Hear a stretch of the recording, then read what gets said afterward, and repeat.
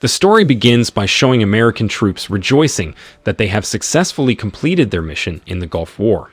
In 1990, the relationship between Iraq and Kuwait had heated up, so the U.S. intervened to help Kuwait. 6 months later, the two countries signed a peace treaty, so the American troops who were helping Kuwait at that time seemed to rejoice and did not stop partying. Then a Special Forces major named Archie is introduced who is caught on the bases having a romantic relationship with one of the reporters. His leader asked Archie to focus more, because after all, he was the one appointed to coordinate the various media that participated during the war in Iraq. Long story short, the next day some prisoners of war began to be transported, but before that, they were asked to surrender by obeying all the instructions given, including removing the clothes they were wearing. But among the prisoners of war there was one person who secretly tucked something in his ass. An American soldier named Troy Barlow then asked his friend named Conrad Vade to investigate what the paper contained. And once opened, it turned out to be a map. Because the map was trying to be hidden in such a way by the prisoner, Troy became convinced that the map was a path to treasure. Troy then went to his friend Elgin to check the authenticity of the map. And after being matched with satellite imagery, it appears that the map shows a bunker belonging to Saddam Hussein located in a village not far from their headquarters. Based on intelligence information, Saddam Hussein had many bunkers and always contained valuable items, such as Rolex, luxury cars, and so on. Because their conversation was confidential, Troy told his friend Walter Wojtman to stand guard outside the tent. But his friend is arguably a little skewed brain, and soon when Major Archie came, he was just silent, so that their action was revealed. Actually, Archie went in there because he was confused about finding new news to give to the media. Archie is very smart. Just one glance, he knows that the map is quite valuable, especially when it smelled like it had been smuggled in a secret place. Archie actually wanted to take the map to investigate alone, but Troy smartly threatened to report his findings to higher leader. As a result, they all agreed to work together. Archie's intelligence is again proven when he realizes that some of the writing on the map is hidden using UV ink. After being analyzed, he says that most likely this bunker will contain the gold loot of the Iraqi war from Kuwait, which meant that if they managed to find it, then they could all retire immediately and live in comfort. Long story short, the next day, since morning the four of them had left for the location, and on the way had stopped briefly considering Troy and his friends had never crossed paths with the enemy directly. This made Archie have to teach them how to ambush without using weapons. There happened to be a cow in the middle of the road, which they simulated as the main target, but as soon as they wanted action, the cow was suddenly destroyed by stepping on a landmine. At least that could be a valuable lesson, so they had to be careful along the way. Long story short, they made it to the village where the bunker was located. The villagers were very enthusiastic about the arrival of the American soldiers, while the troops guarding in front of the bunker, they were immediately taken down, considering that none of the guards braved to provide resistance. After they checked, there was indeed a secret chest inside, but unfortunately, the contents were only hundreds of fake passports. Archie then interrogated the guards to see where the gold was hidden, and they said that the gold loot from Kuwait was hidden in another bunker. At the same time, there was a riot outside the bunker, but not because of Archie and his friends, but the villagers and Iraqi soldiers are fighting. Seeing that there are American soldiers in the place, the villagers fight back and ask Archie for help so that they can be taken away. Because the situation was quite chaotic, they immediately left there. And on the way, Archie then explained that so far the Iraqi army had limited the supply of food that could enter various areas whose citizens were considered to have committed an insurgency. Therefore, it is not surprising that many died from starvation. On the other hand, Archie had noticed a well in the middle of the village guarded by several soldiers. According to him, most likely the bunker they were looking for was actually there, and without wasting time, they immediately returned to the village. And sure enough, there was a large bunker containing a variety of expensive electronic equipment, ranging from TVs, blenders, and so on. Instead of putting up a fight, the troops were happy to offer the American soldiers the items they were guarding. This was because the Iraqi military's main goal at the time was to quell the insurgency, so there were many insurgents being held in the bunker. The Iraqi soldiers promised not to resist as long as Archie didn't interfere with their military affairs. After agreeing, one of them even directed Archie to a secret room. Once opened, inside there were many suitcases, and the contents were various kinds, ranging from silver, jewelry, and the rest were gold bars with fantastic amounts. At the same time, outside the bunker there was another riot. When the prisoners who had been in the well were brought out, their family members and directly attacked the Iraqi soldiers, so some additional troops followed to the location. Meanwhile, Archie and his friends were treated the opposite by the guards, where one of their commanders even ordered his members to help Archie transport all the gold out of the bunker. Until finally, because it didn't fit in a military vehicle, Troy had to steal an additional car. A citizen didn't stop begging Archie and his friends for help, begging to be saved from the Iraqi soldiers, but they didn't dare to intervene, until finally the woman was executed in front of her own daughter. The incident made Archie forget all the gold he had earned, and prefer to prioritize humanity. He then asked the commander of the Iraqi army to no longer oppress the villagers. Until finally, because they couldn't find a way out, the two sides opened fire on each other. Troy was shot, but he still survived because of the bulletproof vest he was wearing. The villagers were then immediately rescued using existing vehicles. Along the way, Troy looked quite upset, because they should all be able to carry the gold without problems. On the other hand, the Iraqi soldiers arrived again. They fired dozens of mortars filled with tear gas. While driving, Conrad then immediately looked for a gas mask in the back seat. This made him less focused, so he didn't realize that there was a pile of mines in front of them. Their military car was destroyed, as was the minibus carrying all their gold. Fortunately, before they were hit by the mines, they had jumped out of the car. However, the problem arose again when the little children they brought were frightened, then ran among the mines and made Troy have to save them immediately. But at the same time, suddenly the Iraqi army reappeared and caught Troy.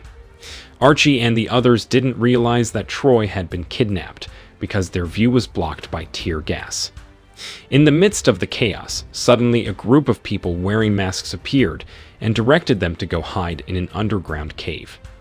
These unidentified people also helped carry all their bags of gold into the cave. Meanwhile, Troy is currently being held by the Iraqi army. All his attributes were removed, and he was then held in a room full of electronics, which happened to have a box containing a telephone. Troy immediately tried to call emergency assistance through the Iraqi call center, but it was useless, so he was no choice to call his wife, who was currently in America, and asked her to immediately contact American military assistance to the location where he was being held. In the middle of the call, Iraqi soldiers suddenly reappeared and moved him to the interrogation room. The story flashes back, where actually since yesterday Archie was told to accompany a reporter, but he diverts his duties to Walter and pretends that they found an interesting story in a village not too far from where they are. But as previously known, Walter himself is like a person who is not in his right mind. What happened was that the media people even managed to take over the wheel of the car and asked Walter to immediately take them to Archie's current location. But once they arrived in the village, the situation was heating up, and that made them all briefly detained by the Iraqi army, although they were eventually released again. At the same time, the departure of Archie and his friends began to be known by people at the headquarters. Even one of them said that he saw Troy yesterday manage to find a secret map from the ass of a prisoner of war. Archie's superiors then immediately ordered them all to get ready to search. Back to Archie and his friends, who were hiding in the cave. Their wounds are immediately treated by the insurgents, who have been using the cave as an escape route from the Iraqi army. Archie felt responsible for the disaster that befell them earlier and promised to save Troy alone. But as solid team members, Conrad and Elgin still insist on coming along. As for the gold bars they had stolen, there were half of them left, and the rest were left in the desert. But in total, it was still enough to make them billionaires. Long story short, a rebel they saved earlier named Amir. He provides information that Troy is currently being taken to one of the military bases, which is quite far away. Archie then asks Amir to demand that they go there and find him a vehicle. But in exchange, Amar wants the American army to take them across the Iraqi border, plus share some of the gold, so that the residents have the wealth to start a new life. And finally, they both agreed. It could be said that this agreement was quite profitable for Archie. That's because the rebels have various weapons that they can use to save Troy. At the same time, Troy is currently being interrogated by the Iraqi army. The Iraqi soldier said, "All this time America came to Iraq, saying it wanted to create peace and save Kuwaitis, but in fact, American soldiers blindly attacked civilians and created various insurgencies." The Iraqi soldier's wife and daughter even fell victim to their bombs. Troy, just an ordinary military soldier, had just realized their actions. But now it's too late. Back to Archie and the citizens he rescued, where after walking several kilometers, they arrived at one of the Iraqi military bases, whose soldiers now decided to join the rebellion. Archie is warmly welcomed by the rebel leader and is shown various luxury vehicles that the Iraqi army kept from Kuwait. Archie thought he could use it all for free, but instead he was told to pay, and he was no choice to spend some of his gold again to smoothen their plans. The scene moves to Walter and the reporter, who are confused in the middle of the desert because they don't know what to cover and report. Meanwhile, Archie and his friends stop in the middle of the road to bury the gold that is rightfully theirs. After that, they began to organize a strategy to save Troy. Then Amar says that the military headquarters, where Troy is being held, has a very tight guard, and they are not afraid of anything, except for Saddam Hussein or the president of Iraq. Archie, who is smart, then came up with a genius idea. He then sent an insurgent pretending to be a member of the Iraqi military, then came to the front of the headquarters where Troy was being held, and said that soon Saddam Hussein would arrive and would massacre them all, because he was disappointed with their performance in failing to save the gold. They didn't believe it at first, until from afar they saw a group of luxury vehicles that are usually only used by presidential class officials. As a result, the guards immediately ran away. Although they could to fool many of the guards, there were still a few of them who stood their ground and put up a fight. Conrad, who was assigned to guard outside, was shot in such a way, but managed to survive. Meanwhile, Amir and Elgin immediately went inside to free the rebels held by the Iraqi military. But as soon as they want to get out, an enemy helicopter came and gave a relentless attack, until finally Elgin could blow up the helicopter using a bomb. On the other hand, Archie managed to defeat several guards who were interrogating Troy. Once released, Troy wanted revenge on the guards who had tortured him. But after realizing that the Americans had also killed many Iraqis, he preferred to forgive him. Long story short, they made it out of the military headquarters safely. Outside the building, Troy didn't stop thanking Amir for saving him. He even promised to help the rebels to escape through the border. On the other hand, Conrad has been hiding among a pile of corpses. As soon as he saw Troy, he immediately ran towards him. But suddenly he was shot by one of the Iraqi soldiers who had been hiding among the bushes. Not only that, Troy, who had tried to seek medical help, was also suddenly shot by one of the enemy soldiers. As a result, they both lay limp. As a result of the shot, one of Troy's lungs was overloaded with air.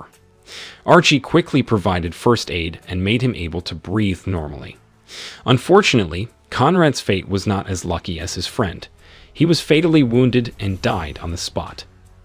To help the citizens get to the border, Archie then contacted Walter using the enemy radio. He asked Walter to bring him 4 military trucks in order to transport all the citizens who were going to the border, and anyone who is willing to help in this mission will be rewarded, each worth $100,000. Not only that, Archie also invited the reporter to cover his story. At least, if their heroic story of helping citizens cross the border is exported, then Archie and his friends will not be tried in a military court. After all that, Archie then distributed gold to the residents as he promised. Each person gets 1 block.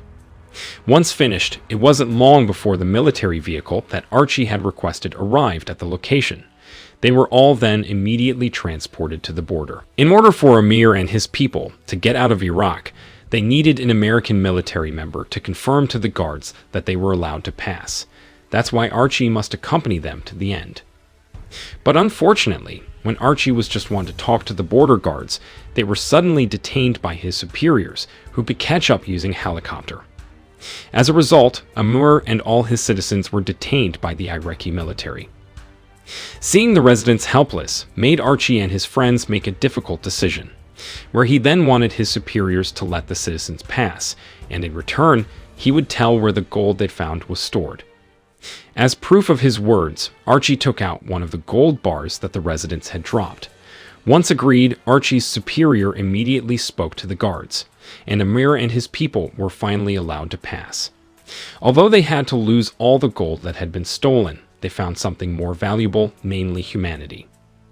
Initially, the three of them were going to be tried, but fortunately, the reporter could capture their actions in saving Iraqis. Instead of prison, the three of them received medals of honor. Once back in America, Elgin joined Major Archies as a military consultant in Hollywood. Meanwhile, Troy managed to establish his own business, and with their new lives after returning from the battlefield, the movie ended.